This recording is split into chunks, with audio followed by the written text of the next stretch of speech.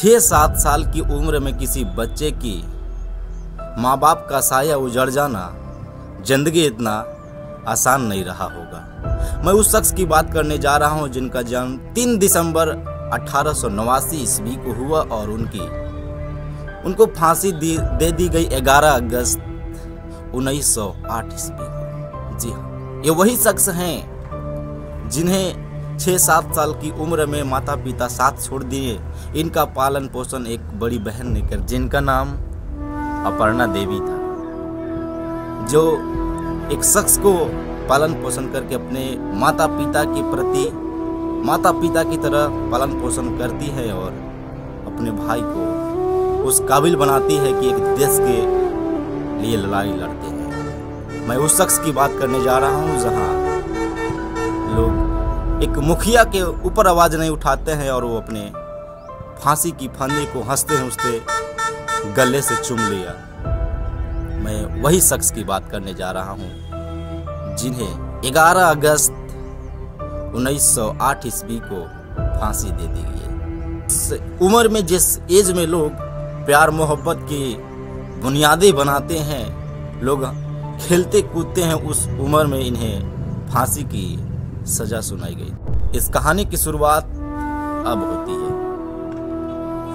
एक खुदीराम बोस जिनका जन्म 3 दिसंबर 1889 ईस्वी को होती है और इनको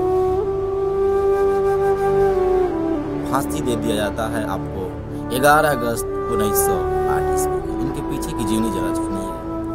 यानी कि जब इनकी जन्म होती है 3 दिसंबर 1889 ईस्वी को, तो करीबन इनकी जब जिंदगी चालू होती है उसके पश्चात 6-7 साल की उम्र में इनके माता पिता की देहांत हो जाती है। इनके माता पिता छोड़ के दुनिया से चले जाते हैं। उसके बाद इनकी बड़ी बहन जिनका नाम अर्पणा देवी है, उन्होंने इस शख्स को अपने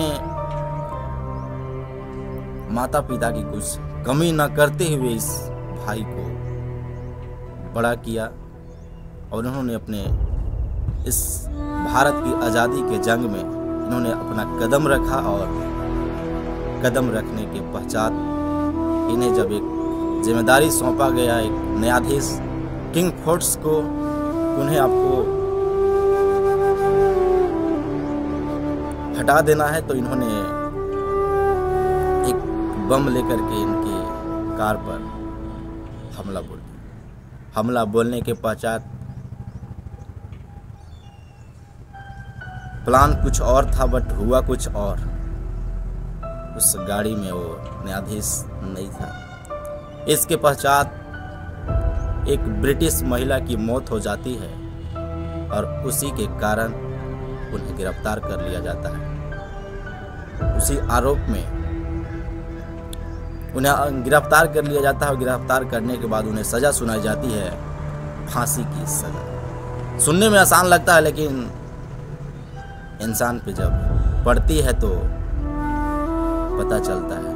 कहते हैं ना कि दर्द उसी को पता चलती है जिसे होता है, जिसे नहीं होता उसे क्या पता चले। तो ये जिंदगी इतना आसान नहीं रहा होगा। जिस बच्चे की 6-7 साल की उम्र में माता पिता का